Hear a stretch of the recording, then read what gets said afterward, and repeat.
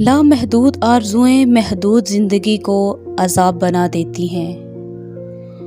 حالات اور وقت کی تبدیلیوں سے بدلنے والے تعلقات سے بہتر ہے کہ انسان تنہا رہے۔ ہمیں اپنے آنسو مقدس نظر آتے ہیں، لیکن دوسروں کے آنسو مگرمچھ کے آنسو نظر آتے ہیں۔ سکون کے لیے ضروری ہے کہ یا تو خواہش کم کی جائے یا صلاحیت بڑھائی جائے۔ جو شخص حرام کھاتا ہے اس کے تمام اعضاء گناہ میں پڑ جاتے ہیں۔ تعلق بھی رزق کی طرح ہوتا ہے، بدنیتی آ جائے تو برکت ختم ہو جاتی ہے۔ انسان کا زوال تب شروع ہوتا ہے جب وہ اپنے مخلص لوگوں کے ساتھ منافقت شروع کر دیتا ہے۔ مطلب کا وزن بہت زیادہ ہوتا ہے، اسی لیے تو مطلب نکلتے ہی سارے رشتے ہلکے ہو جاتے ہیں۔ کاش لوگ سمجھ جائیں کہ رشتے ایک دوسرے کا خیال رکھنے کے لیے بنائے جاتے ہیں، ایک دوسرے کا استعمال کرنے کے لیے نہیں۔ یہ زندگی صرف تب تک ہلکی ہے جب تک سارے بوجھ ماں اور باپ نے اٹھائے ہوئے ہیں۔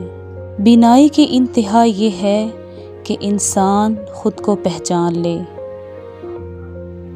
بے شک قرآن مجید دلوں کا سکون اور ہماری ہر الجھن کا واحد حل ہے۔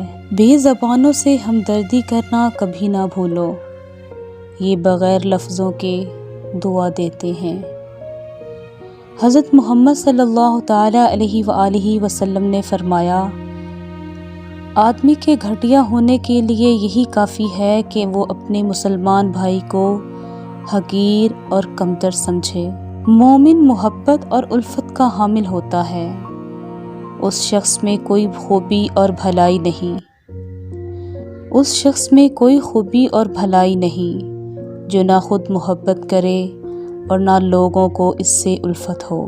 تم میں بدترین شخص ہے جس سے دوسرے لوگوں کو نہ خیر کی امید ہو نہ اس کے شر سے لوگ محفوظ ہوں۔ تم قیامت کے دن اللہ کے نزدیک لوگوں میں سب سے بدترین انسان انہیں پاؤ گے جو دو رخی اختیار کرتے ہیں، یعنی دو چہروں والے۔